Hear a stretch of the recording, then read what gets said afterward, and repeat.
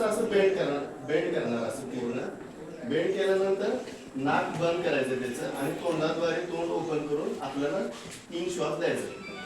परत आपण इथे यायचं परत आणि 30 पासून परत सुरू ज्यावेळी 90 होतील 60 होतील परत आणि आपल्याला 3 श्वास द्यायचे. आता याच्यामध्ये एक गोष्ट आहे की आपण पार्टनर बरोबर पण करू शकतो.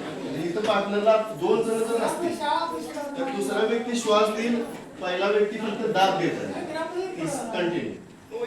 दाब द्यायचे कंटिन्यू कधीपर्यंत जोपर्यंत त्याला हे होत नाही, त्याचं हृदय सुरू होत नाही किंवा श्वास सुरू होत नाही तोपर्यंत आपल्याला ही प्रक्रिया करायची. ह्याच्या आधी एक मुद्दा येतो कोणता, ही सीपीआर सुरू करायच्या आधी जर तिथं कोणतरी आसपास असेल किंवा आपणच असेल तर अँब्युलन्सला कॉल करून ठेवायचा जेणेकरून ते येईपर्यंत तुम्ही ही प्रशिक्षण करू शकता.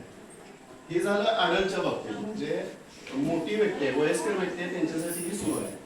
लहान बेबी आहे समजा